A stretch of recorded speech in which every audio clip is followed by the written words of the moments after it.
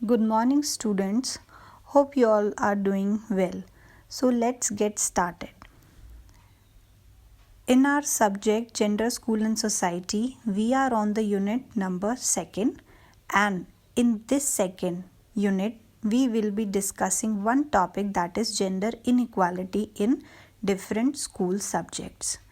जो आपके different school subjects होते हैं जैसे कि हिस्ट्री, ज्योग्राफी, पॉलिटिकल साइंस, इन सब सब्जेक्ट्स में कैसे जेंडर इनइक्वालिटी को शो किया गया है, यही सब कुछ हम आज पढ़ेंगे. तो एक एक स्लाइड में एक एक सब्जेक्ट के बारे में एक्सप्लेन किया हुआ है.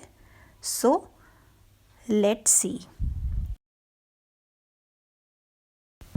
So in our first slide, we will be discussing about the history textbooks. So here, first point, men were shown in powerful actions, whereas women were mentioned as having obtained power. आप सबको पता है कि जो history की books होती हैं उसमें जितनी भी स्टोरीज़ हैं वहाँ पर जितने भी मेल वॉरियर्स हैं उनके ऊपर ज़्यादा स्ट्रेस देते हैं in comparison to female warriors.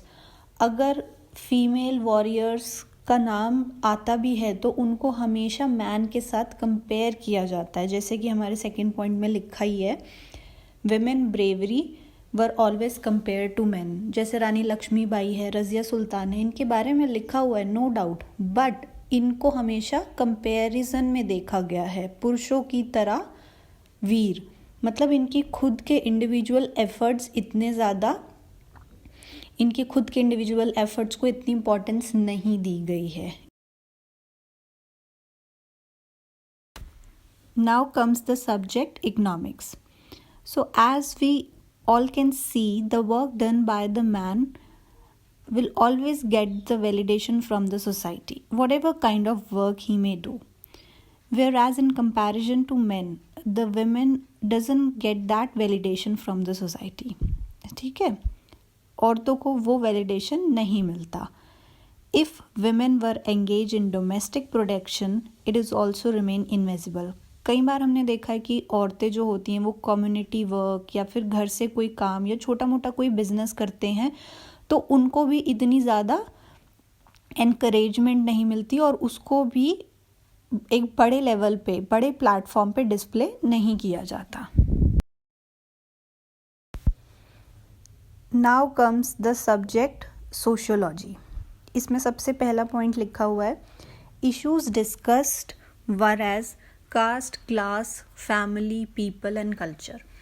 मतलब जो सोशियोलॉजी सब्जेक्ट है उसके अंदर क्या ज़्यादा बात होती है, किस चीज़ की बात होती है, कास्ट, क्लास, फैमिली, पीपल, लोग, समाज, इन सब के बारे में बात होती है. सेकेंड नंबर पॉइंट लिखा हुआ है, the problem is not that women are completely absent. अब यहाँ पर दिक्कत क्या है कि सोशियोलॉजी में ये दिक्कत नहीं है कि वहाँ पे वेमेन के बारे में बात नहीं कर रहे हैं, बट वहाँ पे वेमेन के बारे में ज़्यादा बात कर रहे हैं.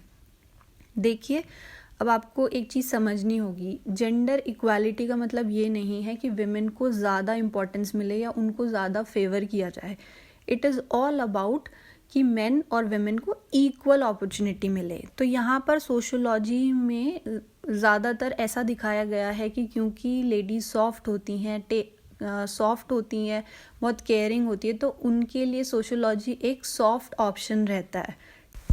तो लास्ट ऑप्शन में यही लिखा हुआ है, in fact sociology is accepted as soft option and appropriate for girl student. मतलब उसको गर्ल स्टूडेंट के लिए अप्रोप्रिएट समझा जाता है.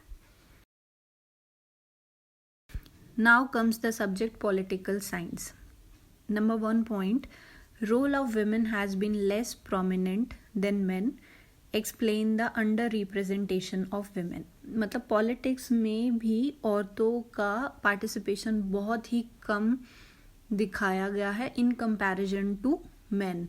और अगर कभी women को कोई पावर मिली है तो उसके बैक में, मतलब अगर उसके पास पावर है तो कहीं ना कहीं मैन का कुछ सपोर्ट दिखाकर ही उसको प्रेजेंट किया जाता है.